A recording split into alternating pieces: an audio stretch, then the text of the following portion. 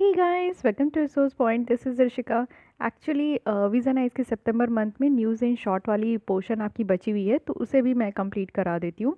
हम लोग ने यहाँ पे न्यूज़ इन शॉर्ट की एक लेसन देख रखी है जिसमें कि 12 आर्टिकल तक। यहाँ पे हम लोग ने global initiative to reduce land degradation and coral reef programme launch जो हुआ था उसके बारे में हमने देखा था। आज हम लोग 13 आर्टिकल से स्टार्ट करेंगे। छोटे छोटे आर्टिकल है लेकिन न्यूज़ में होते हैं तो उसके बारे में आप लोग को पता होना चाहिए। चलिए स्टार्ट करते हैं हम लोग। तो फर्स्ट यहाँ पे आज की आर्टिकल है climate smart cities assessment framework, यानी कि ये 2.0 है, दूसरी बार ये देखने को मिल रहा है। And streets for people challenge launched. तो सबसे पहले ये समझिए कि CSCAF जो है इट मीन्स कि climate smart cities assessment framework जो है ये पहली बार इस तरीके की एक असेसमेंट फ्रेमवर्क है जो कि क्लाइमेट रेलिवेंट पैरामीटर के ऊपर हो रहा है, और इसको 2019 में ही ministry of state for housing and urban affairs के द्वारा इसको लॉन्च किया गया था। इसका ऑब्जेक्टिव क्या है कि यहाँ पे क्लियर रोड मैप प्रोवाइड करना है इंडियन सिटीज़ को कि वो किस तरीके से क्लाइमेट चेंज जो हो रहे हैं, इट मीन्स कि आप लोग देख रहे हो कि कभी भी कुछ भी हो जा रहा है, गर्मी हो रही है तो बहुत ज़्यादा गर्मी हो रही है, ठंड हो रही है तो बहुत ज़्यादा हो रहे हैं। और सबसे बुरी बात तो ये है कि इतना ज़्यादा हाई टेम्परेचर हो रहा है कि हमारे जो ग्लेशियर है वो मेल्ट कर रहे हैं। ग्लेशियर मेल्ट करने के कारण बहुत ज़्यादा प्रॉब्लम हो रही है क्योंकि सी लेवल राइज हो रही है, तो बहुत सारे इम्पैक्ट होते जा रही है। तो उसको कैसे टैकल करना है, उसको कैसे रोकना है, एक अच्छा खासा जो है उनको रोड मैप प्रोवाइड किया जाएगा हमारे इंडियन सिटीज़ को। साथ ही आप लोग देखो कि यहाँ पे क्लाइमेट सेंसिटिव अप्रोच लेकर चला जाएगा, यानी कि क्लाइमेट जिस चीज़ पे प्रॉब्लम कर रही है ना, जैसे हमारे टेम्परेचर बढ़ते जा रहे हैं, तो क्यों टेम्परेचर बढ़ रहा है? क्योंकि हमारे यहाँ ग्रीन हाउस गैसेस की जो है मात्रा बहुत ज़्यादा बढ़ते जा रही है। समटाइम्स पता नहीं क्या हो जाता है, खैर कोई नहीं, इग्नोर कीजिए। ग्रीन हाउस गैसेस की जो है ना मात्रा बढ़ती जा रही है और इसकी इमिशन बहुत ज़्यादा हो रही है, तो इसको कट करना है। सबसे पहले आप मेन कॉज में समझिए। अगर आपका एग्जाम नहीं क्लियर होता है तो आप मेन रूट कॉज में जाते हो ना, कि आपने कहाँ मिस्टेक करी। ठीक है, ये तो नहीं है कि फिर से आप नेक्स्ट ईयर भी वैसे ही पढ़ते जाते हो जैसे लास्ट ईयर भी पढ़ रहे हो, तो फिर तो आपको वही मिलेगा जो लास्ट ईयर मिला था। तो वही चीज़ है कि यहाँ पे हम लोग को क्या करना है कि हमारे यहाँ जो है क्लाइमेट चेंज के कारण बहुत सारे इम्पैक्ट हो रहे हैं, लेकिन इम्पैक्ट होने का मेन कॉज रूट क्या है वो हम लोग को समझना है, उस पर काम करना है। तो सेंसिटिव क्लाइमेट सेंसिटिव अप्रोच लेकर चलना है। साथ ही इसमें 28 इंडिकेटर्स है जो कि 5 कैटेगरी, एक ब्रॉड कैटेगरी होता है उसमें छोटे छोटे सब कैटेगरी भी रखा जाता है, जिससे कि टोटल 28 हो गए। तो 5 मेन कैटेगरी क्या है ये याद रखिए, ये मे भी आपके क्वेश्चन में पूछा जा सकता है। एनर्जी एंड ग्रीन बिल्डिंग है, अर्बन प्लानिंग है, ग्रीन कवर एंड बायोडाइवर्सिटी है, mobility and air quality, water management and waste management. Fine. Climate centre for cities अगर हम लोग देखें national institute of urban affairs के अंदर, तो ये सपोर्ट कर रहे हैं यहाँ पे ministry of housing and urban affairs को कि वो यहाँ पे इस प्रोग्राम को इम्प्लीमेंट करें। सॉरी। अब यहाँ पे 2.0 है तो इसकी क्या बातें की जा रही है ये देख लेते हैं। यहाँ पे हमें कुछ इंडिकेटर्स में इम्प्रूवमेंट लाना है और फीडबैक लेना है प्रॉपर सिटीज़ से। साथ ही यहाँ पे सिंप्लीफाइड करना है कि हम लोग बेटर तरीके से इजी वे में समझ सकें, और इसको स्वच्छ सर्वेक्षण के साथ मिलाना है, ईज़ ऑफ लिविंग के साथ जो है इसको मिलकर काम करना है। स्टैंडर्ड एविडेंस होना चाहिए, यानी कि एक साक्ष्य होना चाहिए हमारे पास जो है किसी भी चीज़ को कर रहे हैं, यानी कि अगर हम लोग कार्बन इमिशन को कम कर रहे हैं ना तो उसका प्रूफ होना चाहिए। आप लोग देख रहे हो कि ग्रीन पीस के द्वारा एक रिपोर्ट हर साल लेकर आते हैं, और उनके द्वारा यही बताया जा रहा है कि काफ़ी सालों से 5 सालों से कि हम लोग जो सल्फ़र डाइऑक्साइड है उसके सबसे ज़्यादा जो है इमीटर है वर्ल्ड में। तो ये लगातार वही चीज़ें निकल के आ रही है। तो यहाँ पे क्या है ना कि आप लोग देखो कि एक एविडेंस है, हम लोग कह तो रहे हैं कि हम लोग जो ग्रीन हाउस गैसेज है उसको हम लोग कम कर रहे हैं, सल्फ़र डाइऑक्साइड को भी कम कर रहे हैं, बट एविडेंस में तो ऐसा नहीं लगता। जब यहाँ पे बड़ी बड़ी कंपनियाँ आती है, वो अपना सर्वे करती है, तो उसमें तो हमारी पोल खोल हो जाती है ना। तो यही चीज़ है कि हमारा एक अच्छा खासा एक स्टैंडर्ड एविडेंस होना चाहिए। सेंट्रलाइज्ड पोर्टल हो, पोर्टल कहने का मतलब है कि ऑनलाइन पोर्टल होते जो कि आप एक जगह उस पोर्टल में जाओगे तो आपको डिफरेंट डिफरेंट फील्ड के जो है ना सारी चीज़ें आपको एक ही जगह मिलेगा। ठीक है, तो इसको कहते हैं पोर्टल। तो रियल टाइम अपडेट होगा, यानी कि आप आज का देखना चाहोगे आधा घंटा पहले का, तो उसमें रियल टाइम अपडेट होगा इस सारे स्कीम के बारे में। ठीक है, तो ये आपको पता होना चाहिए।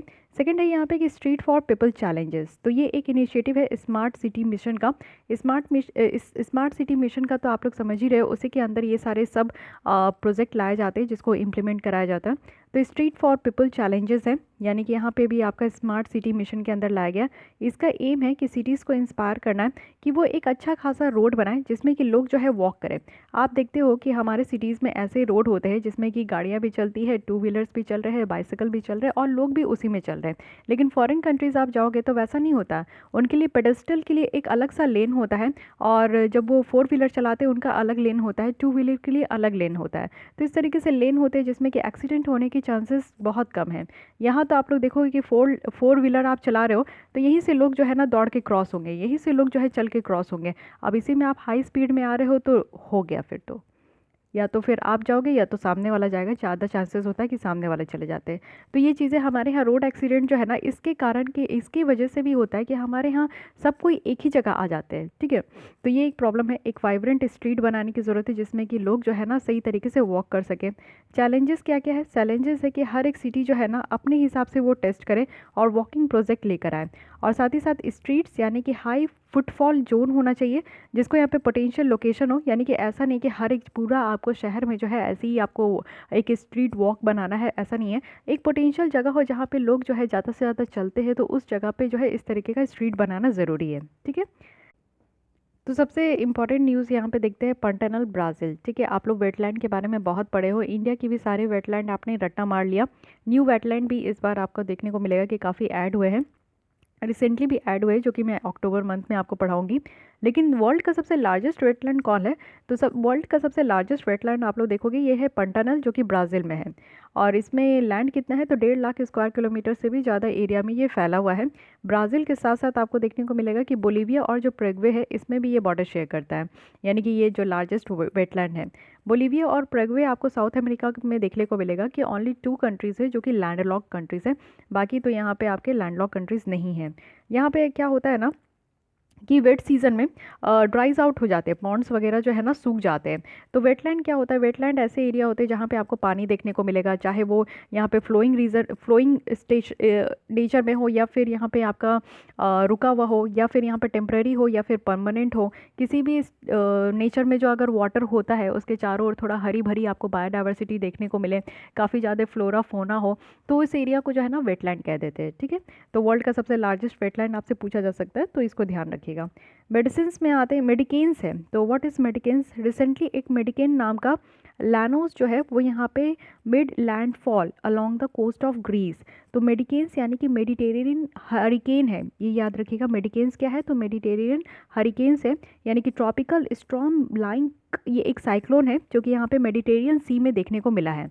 मेडिकेन्स जो है आप लोग देखोगे कि ज़्यादा से ज़्यादा कोल्डर वाटर में होता है then in tropical cyclone, hurricane, typhoon, ये सारे जगहों से जो है आप लोग देखोगे कि यहाँ पे मेडिकेन्स कहाँ होता है? तो कोल्डर वाटर में होता है।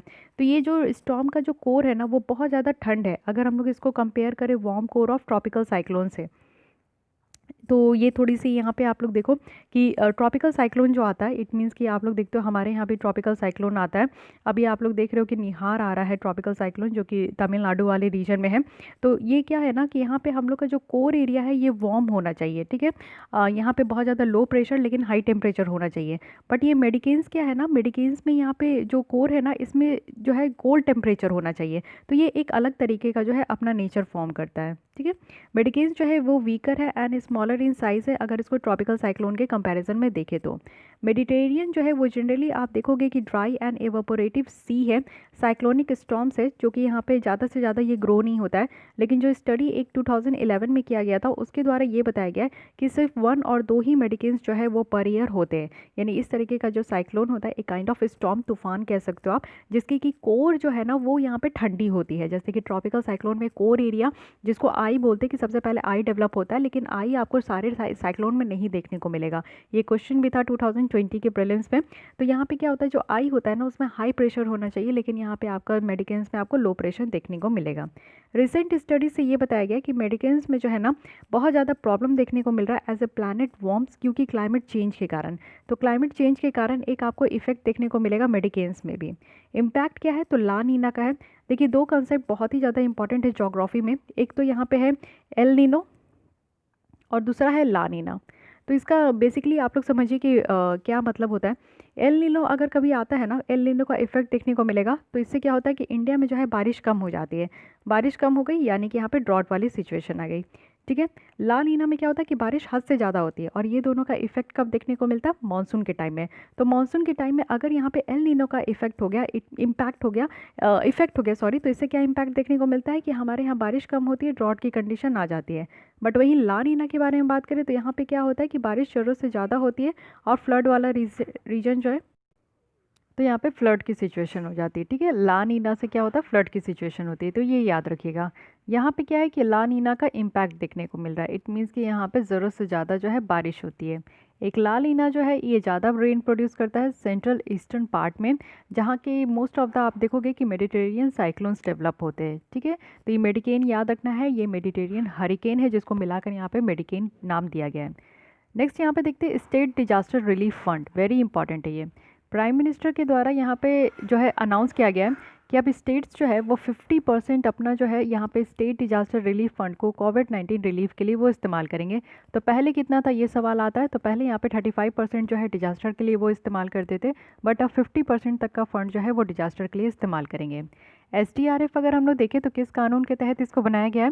तो ये है डिजास्टर मैनेजमेंट एक्ट 2005 के तहत इसको बनाया गया है, जो कि यहाँ पे जो भी इमीडिएट रिलीफ देना है, मान लीजिए कोई भी तरीके का डिजास्टर आता है, तो ये कोविड-19 पैंडेमिक सिचुएशन को भी तो डिजास्टर के कैटेगरी में रखा गया है ना। तो डिजास्टर ही था ये, क्योंकि लोगों के पास खाने के लिए नहीं था। कोई भी साइक्लोन, सुनामी या फिर आपका सॉरी वोल्केनो या फिर कहीं पे भी अर्थक्वेक वगैरह आता है, तो आपको क्या देखने को मिलता है कि वहाँ के लोगों को डिस्प्लेस करना पड़ता है, लोगों को खाने की प्रॉब्लम होती है, रहने की प्रॉब्लम होती है, काफ़ी लॉस होता है, पैसे काफ़ी खर्च होते हैं। तो वही सेम यहाँ पे कोविड-19 पैंडेमिक में भी हुआ था। तो इसलिए इसको डिजास्टर के कैटेगरी में रखा गया, और इसी कानून के तहत यहाँ पे जो है इसी बात को रखा गया है कि यहाँ पे 50% तक का फंड यहाँ पे प्रोवाइड करना है। ठीक है, तो ये ध्यान रखिएगा। नेक्स्ट आर्टिकल है कि नीति आयोग ने यहाँ पे leverage monitoring mechanism of global multi dimensional poverty index. तो क्या कहा जा रहा है इसमें कि गवर्नमेंट के द्वारा यहाँ पे डिसाइड किया गया है कि वो यहाँ पे परफॉर्मेंस को मॉनिटर करेंगे, वो भी 29 सेलेक्ट जो ग्लोबल इंडाइसिस है और उसको यहाँ पे मॉनिटर किया जाएगा। किसके द्वारा? तो सरकार के द्वारा। तो ग्लोबल जो यहाँ पे मल्टी डायमेंशनल पॉवर्टी इंडेक्स है, ये एक इसका पार्ट है, और नीति आयोग जो है वो नोडल एजेंसी है मल्टी डायमेंशनल पॉवर्टी इंडेक्स के लिए, जिनको यहाँ पे असाइन किया गया है कि वो यहाँ पे मल्टी डायमेंशनल पॉवर्टी इंडेक्स का जो मैकेनिज्म है उनको मॉनिटर करते, तो इसको लिवरेज किया जाएगा। यानी कि यहाँ पे कुछ रिफॉर्म लाने के लिए यहाँ पे बात की जा रही है। एक यहाँ पे multi dimensional poverty index coordination committee बनाया जाएगा, और इसका ऑब्जेक्टिव क्या होगा? ऑब्जेक्टिव अगर देखें तो यहाँ पे जो रिफॉर्म लाने की बात की जा रही है उसका ऑब्जेक्टिव क्या है? ऑब्जेक्टिव यही है कि इंडिया का क्या परफॉर्मेंस है बहुत सारे इंपॉर्टेंट सोशल और इकोनॉमिक पैरामीटर्स में, उसको मेज़र किया जाएगा। यहाँ पे सेल्फ इम्प्रूवमेंट और साथ ही साथ यहाँ पे जो रिफॉर्म है पॉलिसी में वो लाया जाएगा। लास्ट माइल जो इम्प्लीमेंटेशन है कुछ गवर्नमेंट स्कीम्स की, उसको इम्प्रूव की जाएगी, क्योंकि आप लोग देखते हो कि गवर्नमेंट स्कीम्स आ तो जाती है सरकार की, बट वो ग्राउंड लेवल पर जो है कहीं ना कहीं इम्प्लीमेंट नहीं हो पाती है। जो लोगों को उसकी बेनिफिट होनी चाहिए उस लोगों को बेनिफिट नहीं हो पाता है। तो इसको कह रहे हैं कि यहाँ पे इम्प्लीमेंटेशन नहीं हो पा रहा, तो इम्प्लीमेंटेशन करना ज़रूरी है। ग्लोबल अगर मल्टी डायमेंशनल पॉवर्टी इंडेक्स की बात करें तो ये एक इंटरनेशनल मेजर्स करता है, यानी कि हमारे ऑल ओवर द वर्ल्ड में मल्टी डायमेंशन, यानी कि पॉवर्टी का एक ही नहीं है कि उनके पास खाने के लिए रोटी नहीं है। तो रोटी, कपड़ा, मकान, हर एक तरीके से, हर एक डायमेंशन से यहाँ पे देखा जाता है कि लोग जो है गरीब कितने हैं। तो यहाँ पे टोटल आप देखोगे कि 107 डेवलपिंग कंट्रीज़ को यहाँ पे काउंट किया जाता है। यहाँ पे ये देखा जाता है कि कौन गरीब है और वो कैसे गरीब है। ठीक है, तो गरीबी आप लोग देखो कि जो लोगों के पास अभी, अगर यहाँ पे आप लोग देखो कि जो लोग अपने बच्चों को स्कूल नहीं भेज पाते, तो वो भी गरीब की कैटेगरी में आते हैं। लेकिन कभी कभी आपको देखने को मिलेगा कि वो अच्छे घर से आ रहे हैं, उनके पास रोटी, कपड़ा, मकान सब कुछ है, लेकिन उनके मेंटालिटी के कारण वो बच्चों को जो है ना स्कूल नहीं भेज पा रहे हैं। तो वो किस तरीके के गरीब है? वो मेंटालिटी सिक है, वो मेंटालिटी पुअर है। ठीक है, इसको मानसिकता बीमारी भी कहते हैं कि वो अपने बच्चों को जो है ना पढ़ने के लिए स्कूल नहीं भेज रहे हैं। तो ये भी देखा जाता है कि गरीब है तो कैसे गरीब है। साथ ही यहाँ पे आप देखोगे तो यहाँ पे हर एक सर्वेड हाउस होल्ड को 10 पैरामीटर में स्कोर किया जाता है, वो भी 3 इक्वली वेटेड डायमेंशन में। तो क्या क्या डायमेंशन है यहाँ पे? तो सबसे पहले देखा जाता है कि वो अपने हेल्थ का कैसा ख्याल रख पाते हैं। सेकंड, यहाँ पे एजुकेशन में देखा जाता है कि उनके बच्चे कितने दिन तक स्कूल जा रहे हैं, स्कूल से ड्रॉप आउट हो रहा है कि नहीं, क्या परफॉर्मेंस हो रहा है, ये सारी चीज़ें देखी जाती है। थर्ड, यहाँ पे उनका स्टैंडर्ड ऑफ लिविंग, यानी कि वो कैसे रह रहे हैं, किस तरीके का स्टैंडर्ड है उनका, ये सारी चीज़ें यहाँ पे देखी जाती है।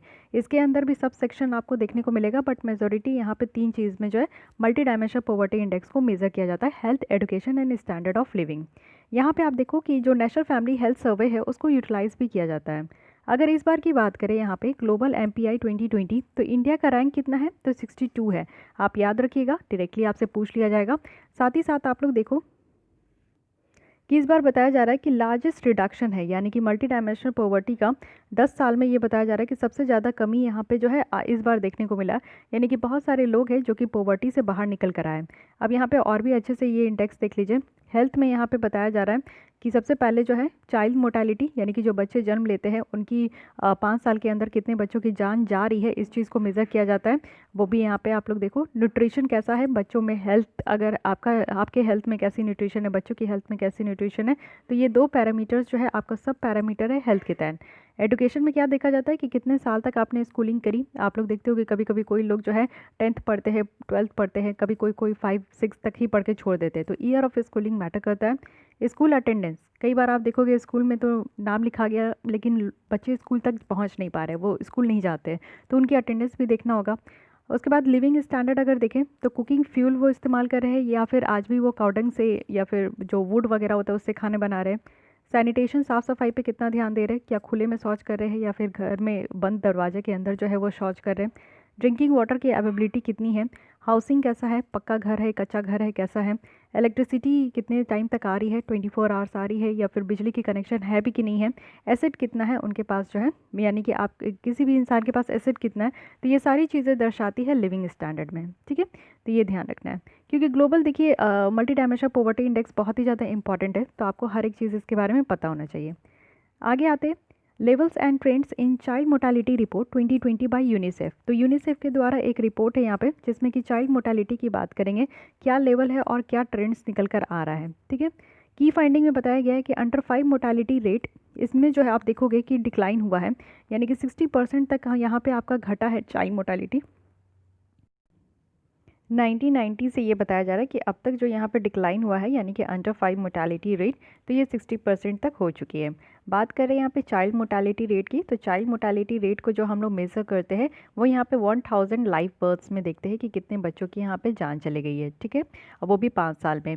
वहीं अगर हम लोग बात करें तो अगर मैटर्निटी मोर्टेलिटी रेट आप देखोगे तो 1 लाख में ये काउंट होता है। तो please don't be confuse between this to.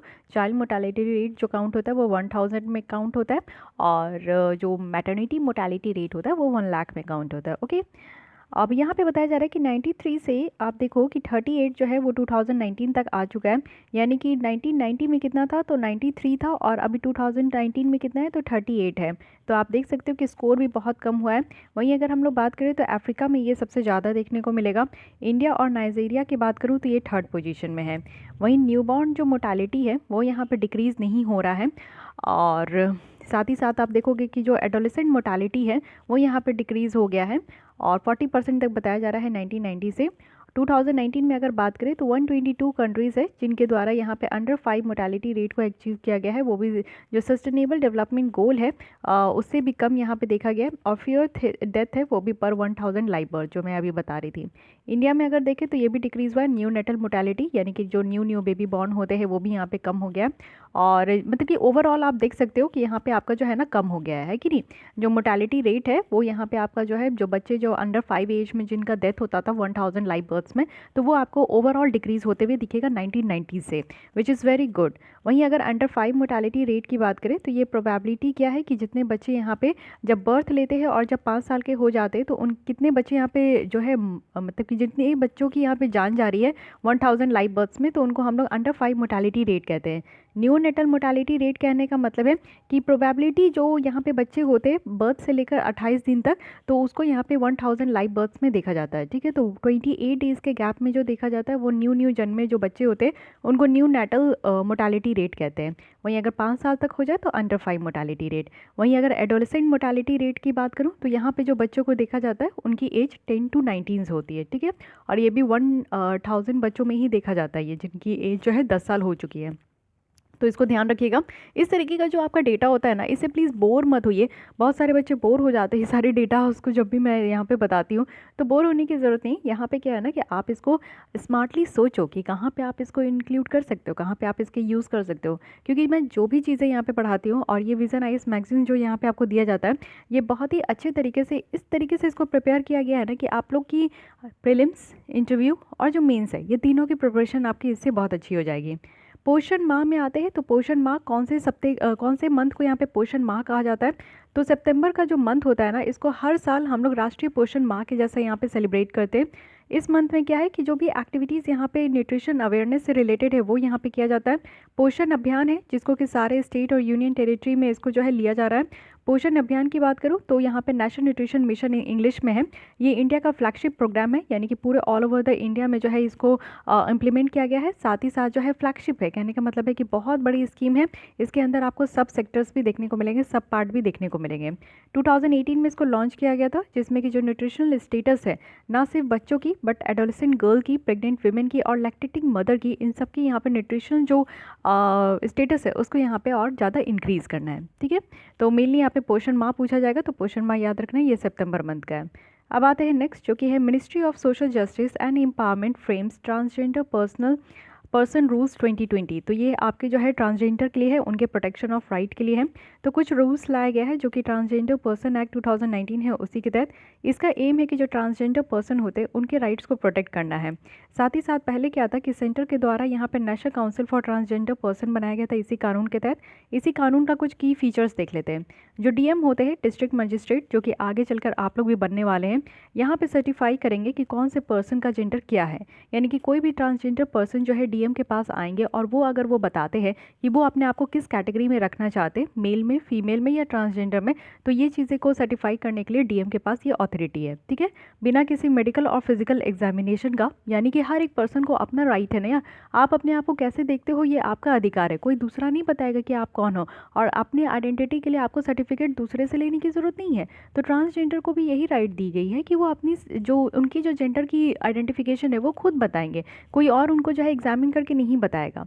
State government की बात करें तो उनके द्वारा एक वेलफेयर बोर्ड बनाया गया है ट्रांसजेंडर पर्सन के लिए, कि जो इनके राइट्स और इंटरेस्ट को यहाँ पे प्रोटेक्ट करेंगे। और कुछ यहाँ पे जो स्कीम्स लाए जाते हैं सरकार के द्वारा, आप देखोगे काफ़ी स्कीम्स लाए जाते हैं, लेकिन ट्रांसजेंडर लोगों को अवेयरनेस की कमी होने के कारण, एजुकेशन की कमी होने के कारण और उनका जो आइसोलेशन बिहेवियर है और आइसोलेशन जो उनका लिविंग स्टैंडर्ड है उसके कारण जो है उनको पता नहीं चलता कि सरकार उनके लिए क्या क्या चीज़ें लेकर आ रही है।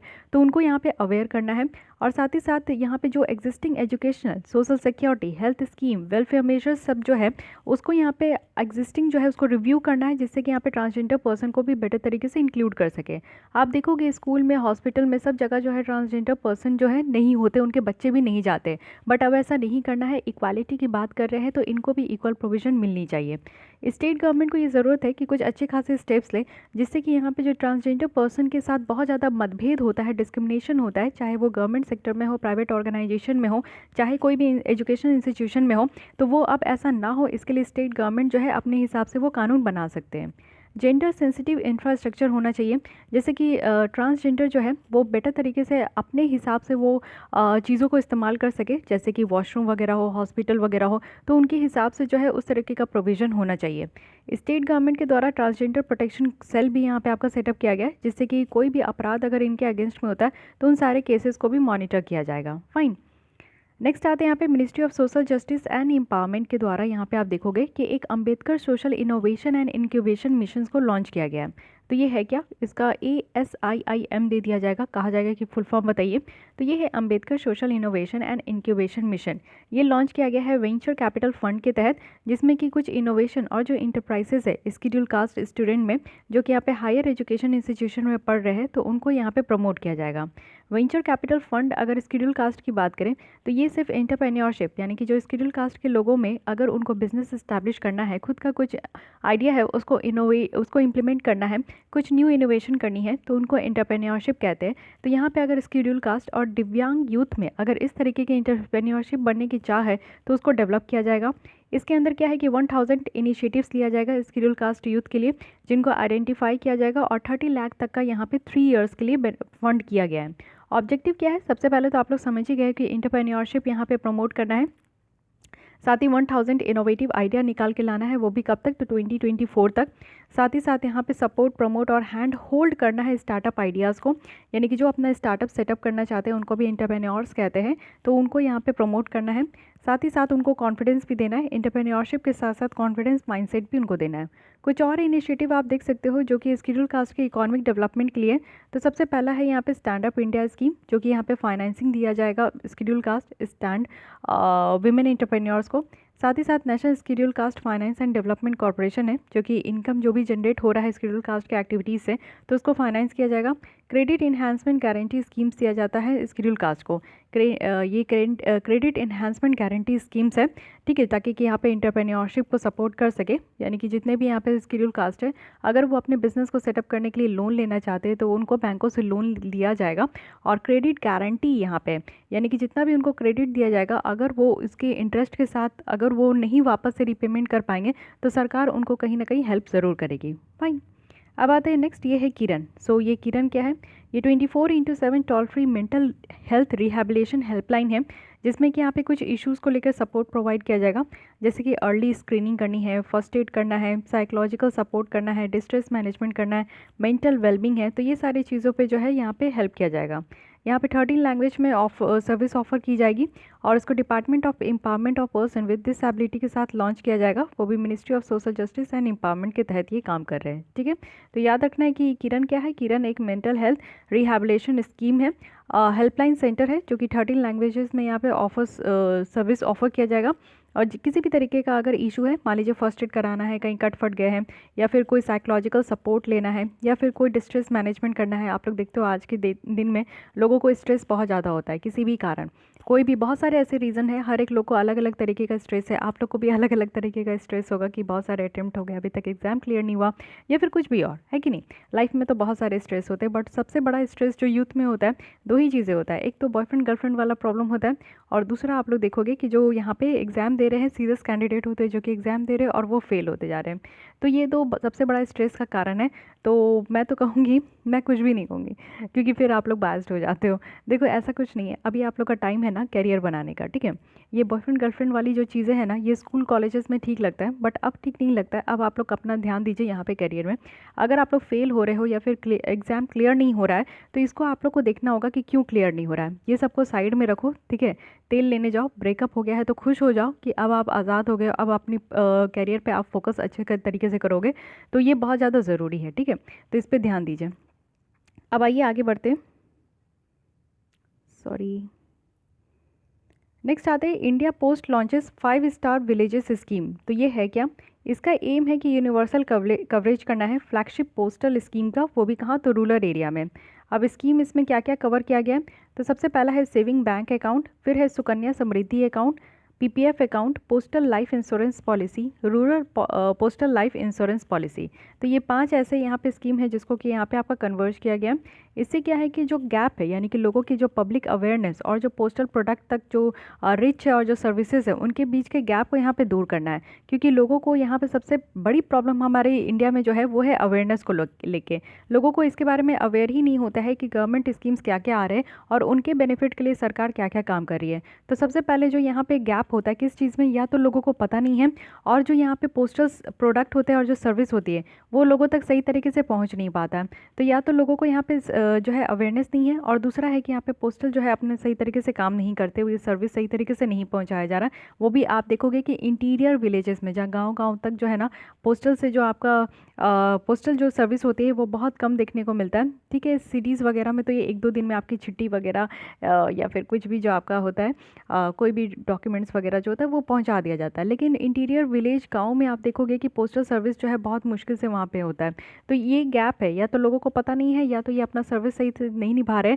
तो इस गैप को फुलफ़िल करना है। क्या करना है कि लोगों को तो यहाँ पे अवेयर करना है, पता यानी कि लोगों को यहाँ पे पता होना चाहिए कि उनके गांव में कहाँ पोस्टल सर्विस है और क्या किस किस तरीके का सर्विस यहाँ पे प्रोवाइड किया जाएगा। दूसरा है कि पोस्टल सर्विस भी अपना अच्छे तरीके से काम करें, ठीक है। तो इसको यहाँ पे क्या नाम दिया गया? India post launches 5 star villages scheme, ठीक है। 5 स्टार विलेजेस स्कीम। तो 5 कौन से स्कीम है जिसको यहाँ पे कवर किया गया? Saving bank account, Sukanya Samriddhi, PPF, postal life और रूरल पोस्टल लाइफ इंश्योरेंस, ठीक है, ध्यान रखिएगा। आइए आगे बढ़ते हैं।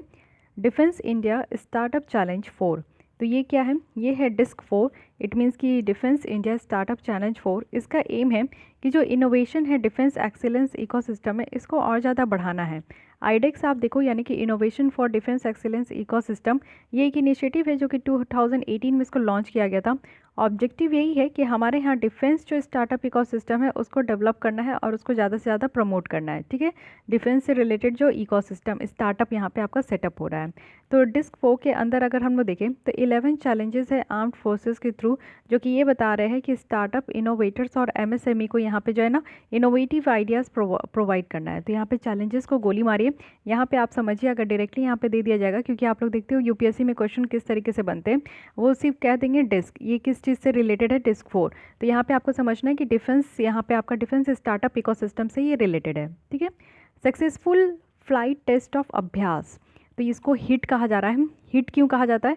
ये अभ्यास जो है ना high speed expendable aerial target है, जो कि डिज़ाइन किसके द्वारा किया गया है, डेवलप और डिज़ाइन किया गया है यहाँ पे डीआरडीओ के अंदर, जो एरोनॉटिकल डेवलपमेंट है उनके अंदर किया गया है। ठीक है, ये अनमैन्ड एरियल व्हीकल है जो कि यहाँ पे micro mechanical systems navigation system है इसमें। साथ ही साथ आप लोग देखो कि यहाँ पे अपना खुद का जो डेवलप्ड MEMS जो बेस्ट नेविगेशन सिस्टम है उसको यहाँ पे ये यूज़ करेंगे। तो अभ्यास क्या है ये ध्यान रखना है, ये सक्सेसफुल फ्लाइट टेस्ट है अब हुआ है अभी अभ्यास का, और ये आपका हीट है, अभ्यास को हीट से ध्यान रखना है। High speed expendable aerial target है ये। ठीक है, और DRDO के द्वारा बनाया गया है, तो ये भी ध्यान रखना है। फिर है special frontier force. So what is this? अगर हम लोग कुछ रिपोर्ट के हिसाब से देखें तो यहाँ पे इसको कहा जाता है विकास बटालियन, यानी कि आप लोग देखो कि जो लाइन ऑफ एक्चुअल कंट्रोल है वो भी चाइना के साथ जो यहाँ पे लद्दाख वाले एरिया में, उसी में आपका स्पेशल फ्रंटियर फोर्स को लगाया गया है। ये इमीडिएट यानी कि 1962 के बाद जब सीनो इंडिया वॉर हुआ था उसके बाद से ही ये स्पेशल फ्रंटियर फोर्स आ चुका है। यहाँ पे आप लोग देखोगे कि ये जो कैबिनेट सेक्रेटेरिएट है उनके अंदर में ये काम करते हैं, और इसका निकनेम क्या दिया गया है, तो एस्टैब्लिशमेंट 22। स्पेशल फ्रंटियर फोर्स की बात करें तो ये आर्मी का तो पार्ट नहीं होता है, बट वो यहाँ पे आर्मी के कंट्रोल के तहत ही ये काम करते हैं। तो ये आप लोग देख रहे हो कि चाइना का कितना ज़्यादा रवैया यहाँ पे ख़राब हो चुका है, जो गैल्वन वैली में वो इंटर कर चुके हैं। उसके साथ साथ ये LAC है यानी कि लाइन ऑफ एक्चुअल कंट्रोल है, जो कि यहाँ पे इंडिया और चाइना के बीच में आपको ये बाउंड्री देखने को मिलेगा। LOC आपका कहाँ है, पाकिस्तान के साथ है, और LAC कहाँ है, तो चाइना के साथ है, ये ध्यान रखना है। तो उसके लिए यहाँ पे स्पेशल फ्रंटियर फोर्स को डिप्लॉय किया गया सॉरी।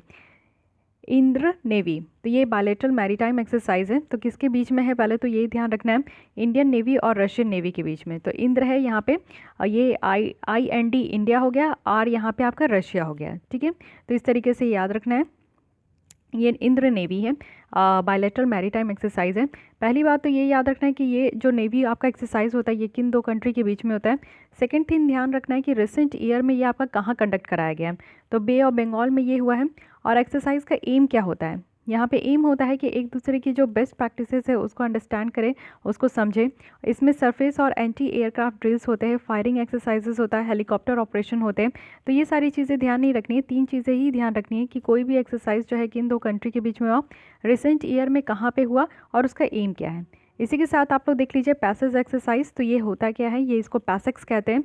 इंडियन नेवी और रॉयल ऑस्ट्रेलियन नेवी के बीच में ये कंडक्ट कराया जाता है, और कहाँ पे, तो ईस्टर्न जो इंडियन ओशन रीजन है, इस तरीके से आप देखो कि ये हमारा इंडिया है, यहाँ पे इंडियन ओशन है, यहाँ पे आपका ऑस्ट्रेलिया है। ठीक है, तो ये जो ईस्टर्न इंडियन ओशन रीजन है ना, यहाँ पे आपको देखने को मिलेगा कि पैसेक्स होता है, यानी कि पैसेज एक्सरसाइज होता है किसके किसके बीच, तो इंडियन नेवी और यहाँ पे ऑस्ट्रेलियन नेवी के बीच। इसका एम क्या है कि वही चीज़ें हैं कि एक दूसरे के बेस्ट प्रैक्टिसेस को समझना होता है। कोई भी बायलैटरल एक्सरसाइज का एम एक ही होता है। साथ ही साथ आप देखो कि यहाँ पे चाइनीज़ नेवी का जो इंडियन ओशन रीजन में काफ़ी ज़्यादा एक्टिविटीज़ बढ़ते जा रहा है, उसी को देखते हुए इस तरीके का इंडिया और ऑस्ट्रेलिया अपने बीच में एक्सरसाइज कर रहे हैं। कुछ और मिलिट्री एक्सरसाइज आप देख सकते हो जो कि ऑस्ट्रेलिया के साथ हमारी इंडिया करती है। तो एक तो है ऑस्ट्रे हिंद और दूसरी है यहाँ पे एक्सरसाइज कौन सी है, ऑसिन इंडेक्स, और एक है यहाँ पे एक्सरसाइज पिच ब्लैक। तो ये ध्यान रखना है, 3 तरीके का है, चौथा कौन सा है, पैसेक्स है, तो ये भी ध्यान रखनी है। इसी के साथ GMAX 2.0 भी देख लेते हैं। ये बायलैटरल एक्सरसाइज है जो कि यहाँ पे आप देखो कि इंडियन नेवी और Japanese maritime self defence force के बीच में, यानी इंडिया और जापान के बीच में है। J for Japan, I for India maritime exercise, M for maritime, EX for exercise. ठीक है, तो ये कहाँ पे हुआ है, तो नॉर्थ अरेबियन सी में हुआ है। तो ये भी ध्यान रखना है कि कहाँ पे हुआ, तो नॉर्थ अरेबियन सी में। GMAX जो है वो कमेंस किया गया था 2012 से, और स्पेशल फोकस किया गया है मैरीटाइम सिक्योरिटी कॉपरेशन का। GMAX 20 आप देखोगे तो हाई डिग्री यहाँ पे है इंटरऑपरेबिलिटी है और जॉइंट ऑपरेशन स्किल्स है। और हम लोग जापान के साथ कौन कौन सी मिलिट्री एक्सरसाइज करते हैं, तो ये है हमारा एक्सरसाइज धर्म गार्डियन, तो ये भी ध्यान रखना है, ठीक है। तो लगातार तीनों एक्सरसाइजेस हमने देख लिया जो कि काफ़ी इंपॉर्टेंट है। इससे अलावा हम लोग देखते हैं यहाँ पे हिमालयन चंद्र टेलीस्कोप। तो रिसेंटली एक वर्कशॉप यहाँ पे कंडक्ट किया गया जिससे कि हिमालयन चंद्र टेलीस्कोप है उसका 20 साल पूरा हो गया है। ये एक ऑप्टिकल इंफ्रारेड टेलीस्कोप है जिसका एम है कि सोलर सिस्टम बॉडीज़ को स्टडी करना है और स्टार फॉर्मेशन को, वो भी एक्सटर्नल गैलेक्सी में। कहाँ इंस्टॉल किया गया है, तो ये इंपॉर्टेंट है, ये लद्दाख में है, इंडियन एस्ट्रोनॉमिकल ऑब्जर्वेटरी में है, तो ये ध्यान रखनी है, ठीक है। 20 साल पूरा हो गया है, इसलिए इसके बारे में थोड़ा बहुत जान लेते हैं। इसका नाम जो पड़ा है वो इंडिया बॉर्न जो नोबेल ल्यूरेट है सुब्रमण्यम चंद्रशेखर, उनके नाम पे ये पड़ा है। सुब्रमण्यम चंद्रशेखर कौन थे, तो one of the first scientist थे जिनके द्वारा यहाँ पे फिजिक्स को और एस्ट्रोनॉमी को स्टडी किया गया, ठीक है। उनके द्वारा ये प्रूव किया गया कि अपर लिमिट जो है ना कोई भी वाइट डॉर्फ के मास का, तो ये चीज़ें यहाँ पे इन्होंने प्रूव किया और इस लिमिट को कहते हैं चंद्र लिमिट। तो इसलिए इन्हीं के नाम पे यहाँ पे जो है इस टेलीस्कोप को बनाया गया। 1983 में जो है नोबेल प्राइज़ भी दिया गया इनको फिजिक्स में इस काम के लिए, जो फिजिकल प्रोसेस जो ये स्टार्स का, यानी कि जो आप लोग देखते हो तारे वगैरह, उनकी स्ट्रक्चर और इवोल्यूशन कैसे हुआ, कैसे स्टार्स बने और क्या क्या इसका स्ट्रक्चर है, इसी के ऊपर इन्होंने स्टडी किया जिसके लिए इनको नोबेल प्राइज़ दिया गया था फिजिक्स में 1983 में। इससे सिग्निफिकेंस क्या है इस टेलीस्कोप से, तो इस टेलीस्कोप से जो है ना इंटरनेशनल कैंपेन्स में इसको काफ़ी ज़्यादा यूज़ किया जाता है कि यहाँ पे देखा जाता है स्टार्स वगैरह को, कॉमेट वगैरह को, और एक्सोप्लैनेट वो होते हैं जो सोलर सिस्टम से बाहर के प्लैनेट होते हैं। तो इन सारे यहाँ पे जो स्टार्स है, प्लैनेट, इन सबको देखा जाता है, ठीक है। अब आइए नेक्स्ट आते हैं, India second rocket launch pad. तो ये है क्या, इंडिया का सेकेंड रॉकेट लॉन्च पैड आप देखोगे तो इसको कहाँ पे सेटअप किया गया, तमिलनाडु के एक टूटिकरिन डिस्ट्रिक्ट में जिसका नाम है तुतुकुदी, ठीक है। ये प्रोजेक्ट में आप देखोगे कि वन लॉन्च पैड है जो कि ये SSLV का है, यानी कि स्मॉल सैटेलाइट लॉन्च व्हीकल होगा यहाँ पे इंडिया के पास। अभी आप देखोगे तो वन रॉकेट पोर्ट है जो कि आप लोग हमेशा देखते हो कि कहाँ से लॉन्च पैड कहाँ से जो है मतलब कि सैटेलाइट जो लॉन्च किया जाता है इसरो के द्वारा, तो उसको लॉन्च पैड कहते हैं। और जब भी आप देखते हो कि सैटेलाइट जो लॉन्च किया जाता है इसरो के द्वारा, तो कहाँ से किया जाता है, आंध्र प्रदेश के श्रीहरिकोटा से किया जाता है। तो अब तक हमारे पास सिर्फ एक ही लॉन्च पैड था, लेकिन अब हमारे पास दो हो गया है। एक तो यहाँ पे श्रीहरिकोटा है आंध्र प्रदेश का, दूसरा तमिलनाडु के तुथुकुदी में है। तो मिलाकर हमारे पास दो लॉन्च पैड हो चुके हैं, ठीक है। तो क्यों तुथुकुदी को ही चूज़ किया गया, क्यों नहीं कोई और लोकेशन को चूज़ किया गया? सबसे पहली बात होती है कि जहाँ से भी हम लोग जो सैटेलाइट को लॉन्च करते हैं, क्योंकि आप देखोगे कि ऑल ओवर द वर्ल्ड में इतने सारे कंट्रीज़ हैं, बट जो सैटेलाइट को लॉन्च करते हैं ना वो बहुत कम कंट्रीज़ हैं। और कैपेबिलिटीज़ की भी बात होती है, साथ ही साथ जो है लोकेशन की भी बात होती है। तो हम लोग इतने सौभाग्य है, हमारी इतनी प्यारी भारत है जिसमें कि हर एक चीज़ की यहाँ पे व्यवस्था है। तो एक व्यवस्था ये भी है कि हम लोग बहुत अच्छे तरीके से जो है ना सैटेलाइट को लॉन्च करते हैं। तो सैटेलाइट को लॉन्च करने के लिए किस किस चीज़ का ध्यान देना चाहिए और क्यों तुतुकुदी को यहाँ पे चूज़ किया गया, ये देखिए। सबसे पहला तो लोकेशन होता है जियो स्ट्रैटेजिक लोकेशन, यानी कि पोलर मिशन में जो PSLV है, पोलर सैटेलाइट लॉन्च व्हीकल, वो श्रीहरिकोटा से जो है ना, मस्ट आप लोग देखोगे कि इस रॉकेट को स्ट्रेट फ्लाइट पाथ से डेविएट किया जाता है। यानी कि रॉकेट हमेशा आप देखोगे इस तरीके से लॉन्च होता है, लेकिन फिर भी आप आगे देखे होंगे तो लॉन्च होते होते जो है ना ये इस तरीके का पाथ ले लेता है, यानी कि स्ट्रेट लाइन से ये थोड़ा सा डेविएट हो जाता है, ठीक है। क्यों? क्योंकि ये आप लोग देखो कि श्रीलंका के ऊपर फ्लाई करने से जो है इसको रोका जाता है, क्योंकि ये जो है ना रॉकेट डेब्रिस फॉर्म हो जाता है। ये आप लोग देखो कि जो यहाँ पे लॉन्च व्हीकल जाता है ऊपर, तो ये पूरा टूटते जाता है और फिर ये टूटते टूटते जो है फाइनली जो है जो सैटेलाइट भेजना होता है वो सैटेलाइट अपने ऑर्बिट को कैच कर लेता है, ठीक है। तो ये क्या होता है ना, जितने भी ये PSLV के पार्ट्स वगैरह टूटते हैं तो क्या होता है कि ये आपका जो है एक डेब्रिस हो जाता है। जैसे आप धरती में कचड़े देखते हो, वेस्ट एनर्जी की बात करते हैं हम लोग, वेस्ट की बात करते हैं, तो ऊपर भी इस स्पेस में भी आपको कचड़े देखने को मिलेंगे, क्योंकि बहुत सारे सैटेलाइट लॉन्च होते हैं ना इंडिया के द्वारा। तो आप लोग देखते ही हो, अभी तो कोविड-19 के कारण रुका था, लेकिन टाइम टू टाइम हम लोग लॉन्च करते ही है। उसके अलावा आप चाइना देख लो, नासा देख लो, यूरोप देख लो, रशिया देख लो, तो ये लोग बराबर अपने सैटेलाइट को भेजते रहते हैं। तो इस तरीके से जो उनके लॉन्च व्हीकल का जो इस तरीके से पार्ट्स टूट टूट के गिरता है, तो वो एक तरीके का स्पेस में कचरा आज के डेट में बना रखा है। तो कचरे को अवॉइड करने के लिए और साथ ही साथ जो है ना सीधे ये श्रीलंका के ऊपर से फ्लाई ना करे, इसलिए हम लोग इस तरीके का लोकेशन ढूंढते कि जिससे हम लोग यहाँ पे लॉन्च व्हीकल को जो ये होता है ना इसको स्ट्रेट ऊपर करे, लेकिन उसके बाद ये अपना थोड़ा डेविएट हो जाए। तो रॉकेट जो यहाँ पे टुडुकुडी से जो लॉन्च होगा ना, इसमें ज़्यादा से ज़्यादा आपको मैन्योर की ज़रूरत नहीं होगी, यानी कि इस तरीके का नहीं कि डेविएशन कराने की यहाँ पे ज़रूरत नहीं होगी।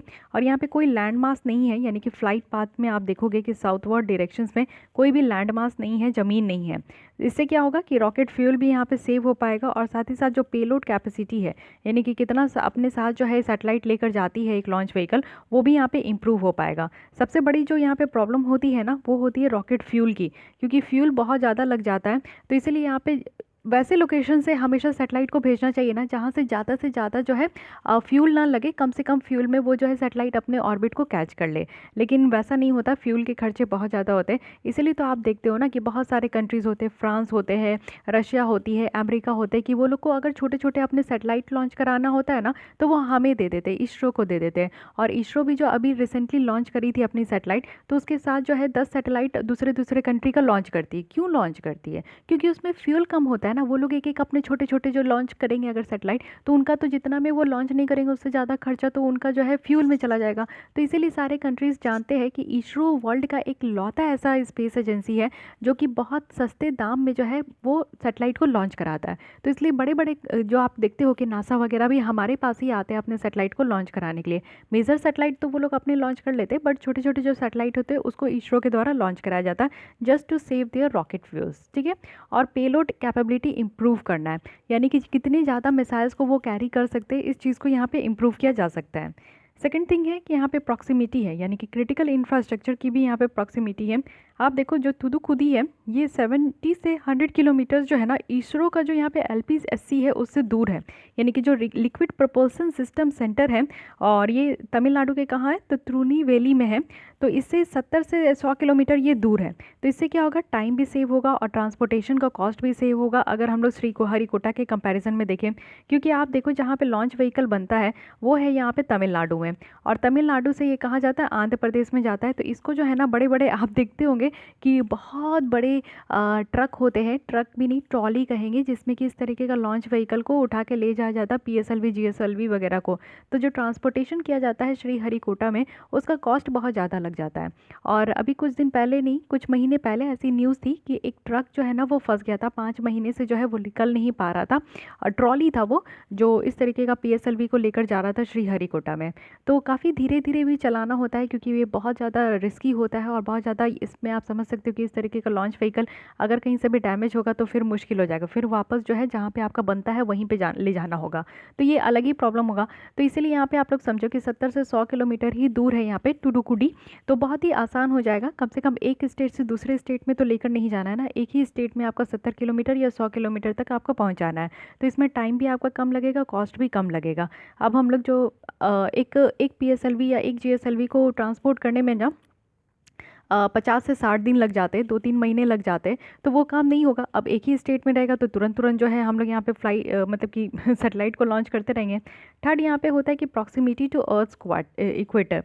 इंडिया प्रेफर करता है ना कि उसका जो स्पेस स्पोर्ट्स है वो यहाँ पे इक्वेटर के क्लोज हो, जितना ज़्यादा क्लोज हो उतना ज़्यादा अच्छा है। तो ईस्ट कोस्ट में ही यहाँ पे आपका, और साथ ही साथ ईस्ट कोस्ट में लोकेटेड होना चाहिए।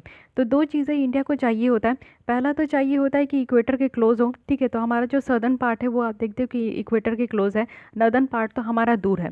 साथ ही साथ जो है हमारा ईस्टर्न कोस्ट होना चाहिए। इस तरीके से आपको इंडिया में देखने को मिलेगा कि यहाँ पे आपका ईस्टर्न कोस्ट है, ईस्टर्न घाट है, और ये वेस्टर्न घाट है, ठीक है। तो ईस्टर्न कोस्ट में होना चाहिए। आंध्र प्रदेश तो यहीं पे है, और यहाँ पे टुडुकुडी भी यहीं पे है। तो इसका क्या मतलब है, तो अर्थ जो रोटेट करता है ना, एक स्पीड बूस्ट प्रोवाइड करता है रॉकेट लॉन्च को। अगर आप लोग मिशन मंगल देखे होगे, मॉम के ऊपर है वो, मार्स ऑर्बिटर मिशन के ऊपर है, तो वहाँ पे ये दिखाया गया है ना कि फ्यूल को ऑफ कर सकते हैं जब वो मार्स के ऑर्बिट में, जब कोई सैटेलाइट जाती है, एक ऑर्बिट से दूसरे ऑर्बिट में जाना है ना, अर्थ से उसको मार्स में भेजना था।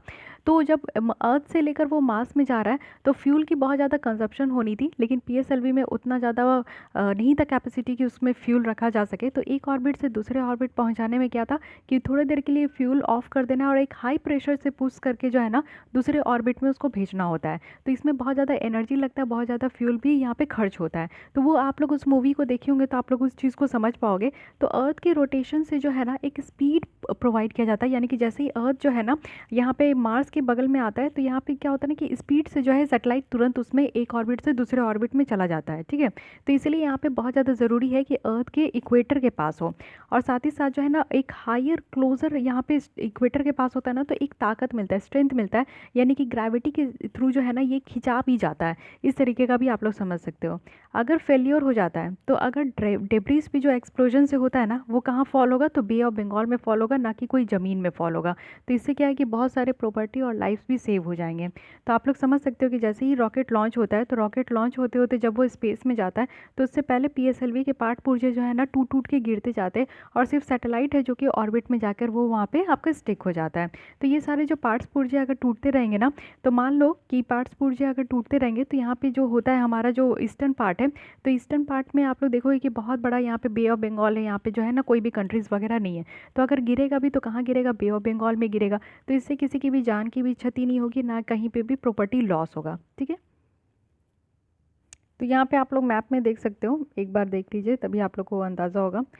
देखिए यहाँ पे हमारा जो है ना ऐसे इक्वेटर पास होता है, तो ये वाली पोर्शन हमारा जो है सदर्न इंडिया बहुत ज़्यादा क्लोज है। इसलिए हम लोग जो है ना, एक तो पहला रीज़न ये है चूज़ करने का सैटेलाइट लॉन्च का कि सदर्न रीजन होना चाहिए जो कि इक्वेटर के पास हो, जिससे कि काफ़ी ज़्यादा स्ट्रेंथ मिल सके, जो कि एक सैटेलाइट जो है अपने ऑर्बिट में सही तरीके से पहुँचे फ्यूल कम खर्च के साथ।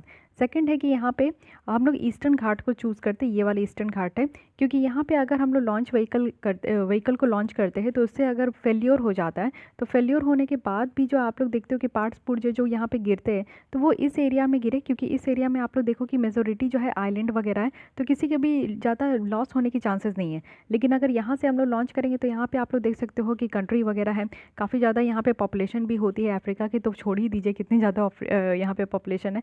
तो यहाँ पे पॉपुलेटेड कंट्री है, और एक आप लोग देख सकते हो कि अच्छा खासा यहाँ पे लैंडलॉक्ड भी आपको देखने को मिलेगा।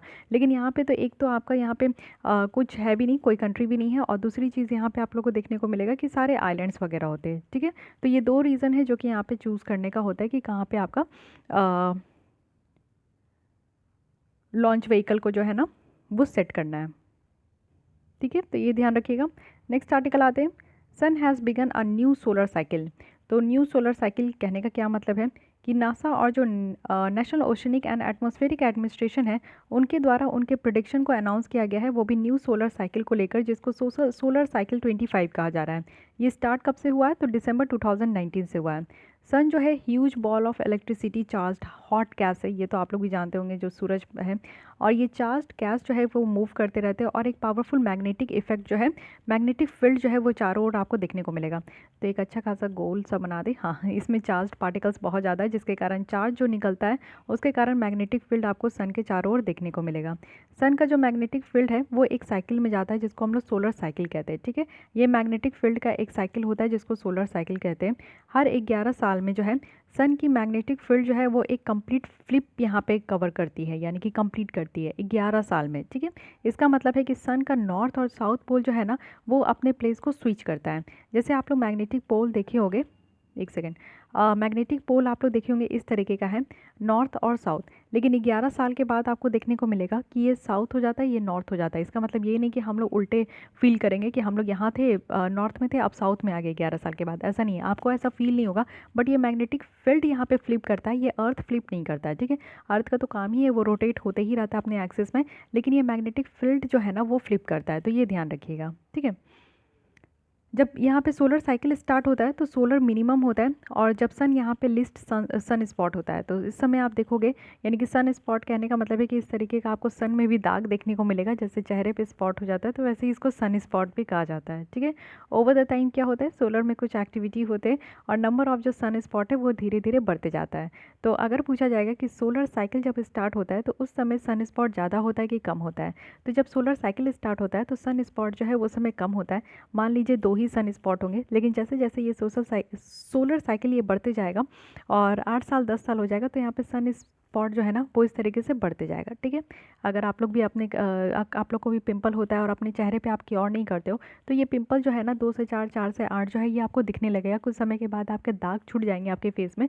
तो आप लोग भी वही चीज़ एज्यूम कर सकते हो कि 1 साल में आपका जो है ना, अगर चेहरे में 2 पिंपल हैं, 2 साल के बाद अगर आपने इसको सही तरीके से क्योर नहीं किया, क्योंकि पिंपल भी एक डिजीज़ है, उसको भी आपको क्योर करना होता है, ट्रीटमेंट करनी होती है, तो इसको नहीं करोगे तो 4 हो जाएगा। ठीक है, 4 साल के बाद आपको देखने को मिलेगा कि इस तरीके से हो गया, 8 साल के बाद आपका और ज़्यादा बढ़ते गया, 10 साल में पूरा बढ़ते गया।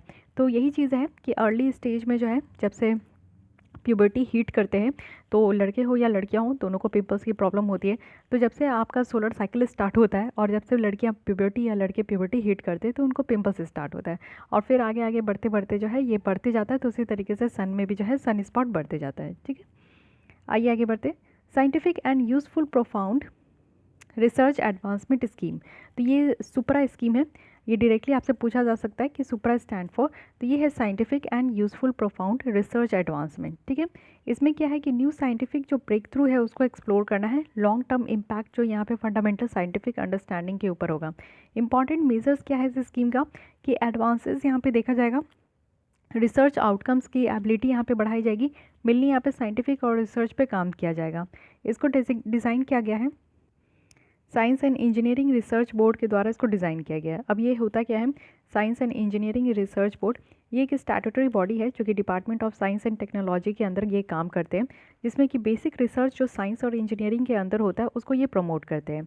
फंडिंग की बात करें तो यहाँ पे 3 साल में इसको फंडिंग प्रोवाइड किया जाता है, जिसको अगर फंडिंग यहाँ पे पूरी तरीके से इस्तेमाल नहीं होता है तो आगे 2 साल तक इसको और एक्सटेंड किया जा सकता है। इट मीन्स कि टोटल यहाँ पे 5 साल के लिए फंडिंग वगैरह दिया जाता है। ठीक है, आइए थोड़ा और जल्दी जल्दी देख लेते हैं। टोटल यहाँ पे आई थिंक 40 आर्टिकल है, 34 में आ गए हम लोग। ठीक है, ये है यूनिसेफ, जिनके द्वारा यहाँ पे global procurement supply of Covid vaccine, तो यूनिसेफ के द्वारा यहाँ पे लीड किया जा रहा है। यूनिसेफ इट मीन्स कि यूनाइटेड नेशन चिल्ड्रंस फंड है ये। इसके द्वारा क्या है कि एफर्ट्स लगाया जा रहा है कोवैक्स फैसिलिटी के बिहाफ में, वो भी 92 low and low middle income countries में।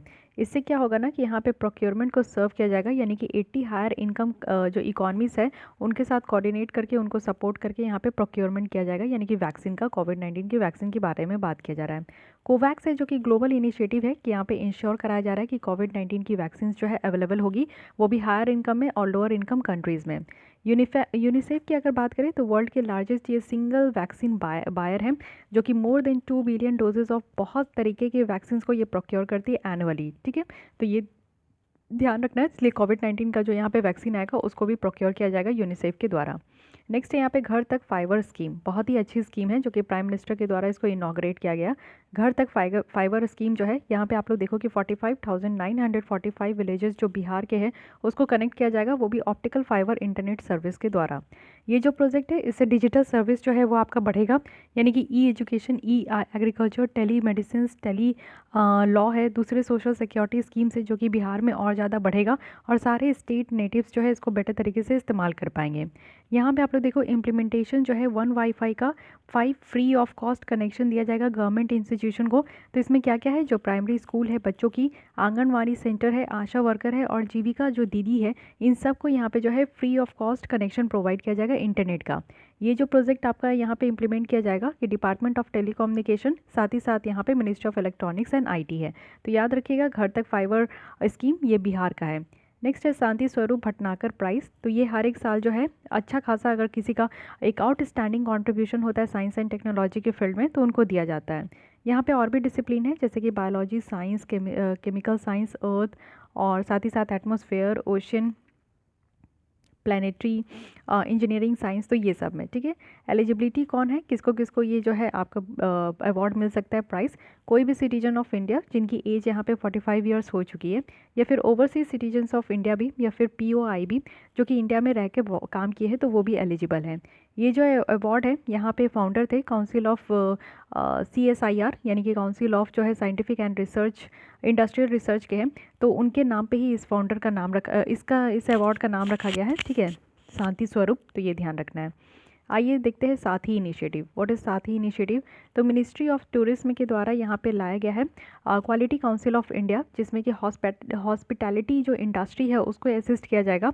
और इस इनिशिएटिव को कहा गया है साथी। साथी कहने का मतलब है कि system for assessment, awareness and training for hospitality industry.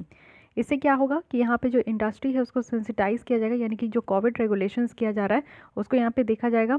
Confidence यहाँ पे रखा जाएगा स्टाफ्स और गेस्ट के द्वारा, अच्छा खासा हॉस्पिटैलिटी दिया जाएगा। और इस इनिशिएटिव को 3 फेजेस में लाया जा रहा है, यानी कि यहाँ पे होटल्स के द्वारा सेल्फ सर्टिफिकेशन होगा, वेबिनार होगा जिससे कि यहाँ पे गाइडेंस इशू कराया जाएगा, साइट असेसमेंट होगा, सही तरीके से जा के देखेंगे। यूनाइटेड नेशन का वर्ल्ड टूरिज्म ऑर्गेनाइजेशन जो है वो यहाँ पे 2020 को डेजिग्नेट किए है कि ये ईयर ऑफ टूरिज्म और रूरल डेवलपमेंट का है। तो ये भी कई बार पूछ लिया जाता है कि यूनाइटेड नेशन WTO के द्वारा क्या कहा जा रहा है कि 2020 के कैसा साल था, तो ये year of tourism and rural development का था। ठीक है, नेक्स्ट आते हैं 25th बर्थ एनिवर्सरी है श्री विश्वनाथ सत्यनारायण का। तो ये कौन है? ये तेलुगु राइटर है, ये ध्यान रखना है। इनको जननपीठ अवार्ड दिया गया है, और किस बुक के लिए? तो रामायण काल्प वृक्षम के लिए इनको दिया गया है। ठीक है, तो ये थोड़ी बहुत बातें इनके बारे में ध्यान रखना है। फिर है रेयर रेनाती कोल इंक्रिप्शन अनअर्थेंड। तो इंक्रिप्शंस जो है उसको यहाँ पे खुदाई में निकाला गया है आंध्र प्रदेश के कडप्पा डिस्ट्रिक्ट में। इसको तेलुगु लैंग्वेज में लिखा गया है। इसमें कुछ रिकॉर्ड है गिफ्ट का जो 6 मातृस के लिए है, यानी कि अमेजिंग यूनिट है लैंड का, तो उसके लिए यहाँ पे गिफ्ट देखा गया है। साथ ही साथ ये आपका जो देखने को मिलेगा कि यहाँ पे आंध्र प्रदेश के कडप्पा डिस्ट्रिक्ट में जो इसको अनअर्थन किया गया है उस समय चोल महाराज जो रेनाडू थे उनके रूल के टाइम का है। तेलुगु चोलास जो रेनाडू थे उनको यहाँ पे रेनादी चोलास भी कहा जाता है, तो ये भी ध्यान रखना है। फिर है destination north east 2020। So what is this all about? ये एक एनुअल फेस्टिवल है जो कि ministry of development of north eastern region के द्वारा इसको ऑर्गेनाइज किया गया है। ऑब्जेक्टिव क्या है कि यहाँ पे नॉर्थ ईस्टर्न रीजन जो है यानी कि इसको अदर पार्ट्स के साथ यहाँ पे एक साथ लाना है और एक साथ क्लोज करना है, क्योंकि आप देखते हो नॉर्थ ईस्टर्न की जो पार्ट है ना, हमारा जितना भी यहाँ पे स्टेट है 7 सिस्टर्स है, सिक्किम को लगा दोगे तो 8 स्टेट यहाँ पे हो जाएगा। तो ये थोड़ी अलग है, यानी कि कटी हुई है हमारे ऑल ओवर द इंडिया में, यानी कि नॉर्थ इंडिया और साउथ इंडिया से ये थोड़ा अलग देखने को मिलेगा। तो यहाँ पे यूनिटी लेकर आना है, एक साथ इसको बढ़ाना है, यानी कि नॉर्थ ईस्ट के स्टेट के साथ जो है नॉर्थ इंडिया और साउथ इंडिया की भी कनेक्टिविटी बढ़नी चाहिए। और यहाँ पे जो है आपका एक होता है ना कि क्लोज होना चाहिए, सारे पूरे इंडिया के लोग एक साथ जो है उस चीज़ को यहाँ पे बढ़ावा दिया जाएगा। तो इस साल के लिए जो है यहाँ पे थीम क्या है? Emerging delightful destination. तो ये ध्यान रखना है। ठीक है, तो हमारी यहाँ पे जो न्यूज़ इन शॉर्ट है वो कंप्लीट हो गई है। एक पार्ट आपका कल्चर का रह गया, तो कल्चर की एक टॉपिक है उसको भी मैं प्रोवाइड करा दूँगी आजकल में। तो आज के लिए बस इतनी ही रखती हूँ। अगर आपको ये लेसन अच्छी लग रही है तो लाइक कीजिए। अक्टूबर मंथ की भी मैगजीन आपकी हो चुकी है, यानी कि यहाँ पे पॉलिटी, IR और इकॉनमी कंप्लीट हो गई है। नेक्स्ट लेसन आपकी स्टार्ट होने वाली है, तो ये सारे लेसन्स को आप आराम से इंजॉय कर सकते हो। तो हमारे चैनल को सब्सक्राइब करके आप आगे आने वाले डेली बेसिस पे आपको यहाँ पे वीडियोस देखने को मिलते हैं, तो इसलिए आप लोग हमारे चैनल को सब्सक्राइब करके हमारे फैमिली का पार्ट बन के आप लोग डेलीज जो है यहाँ पे करेंट अफेयर्स को अवेल कर सकते हो। और साथ ही साथ अगर आपको ये लेसन अच्छी लगती है तो लाइक करना ना भूलें। आज के लिए बस इतना ही। Thank you.